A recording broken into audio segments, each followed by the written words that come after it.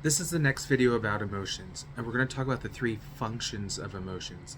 This is an exceptionally important video for understanding your emotional life. The premise is simple.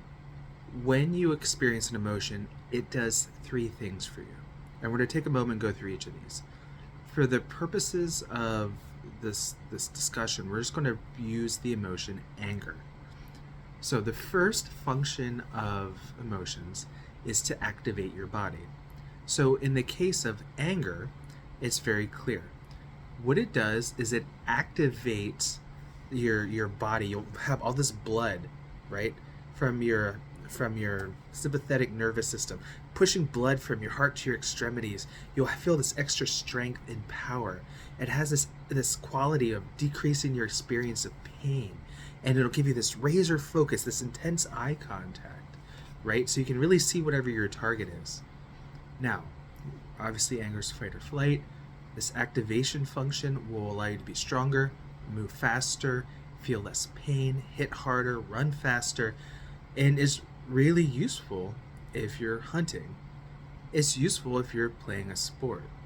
It's not useful if you're trying to show someone how much you love them.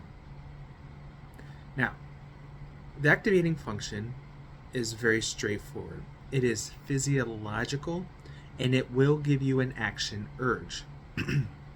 When you feel anger, you might have an instinct to punch or push or kick. Now, one of the things that we know in psychotherapy is if you have a pent up or repressed urge, your body still has that essentially need or feeling, right?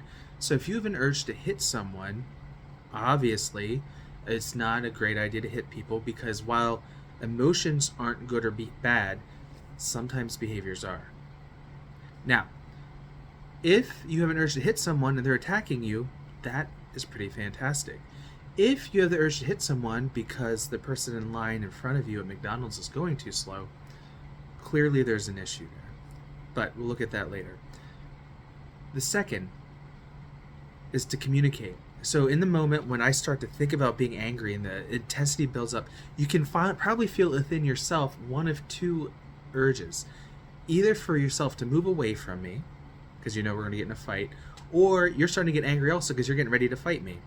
So my anger communicates to you something. You either need to get ready to fight or you need to get out of here, because, right?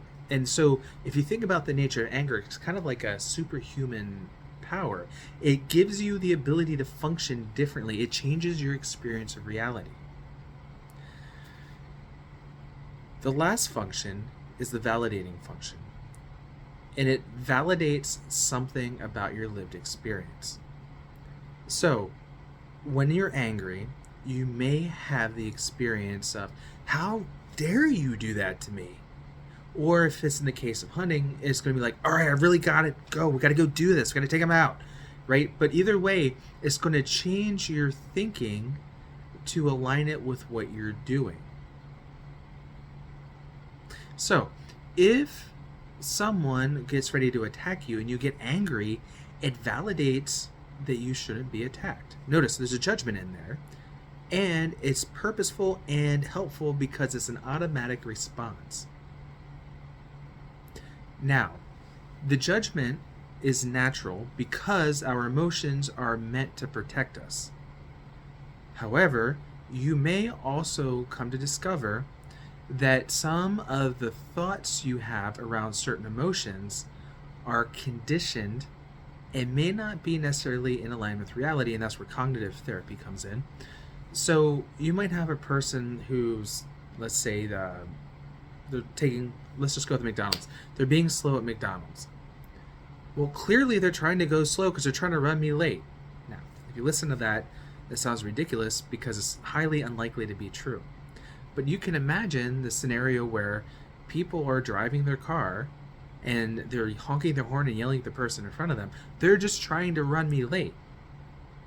Road rage is conditioned anger. So, all of these emotions are very important. All the functions are very important. I think one of the other parts that is key to me is each of these emotions, as part of the validation function, they kind of have an existential function. An existential function of anger is to protect yourself.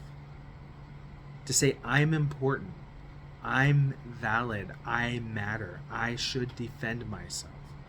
And in a later video, we'll take time to really explore existential functions of emotions.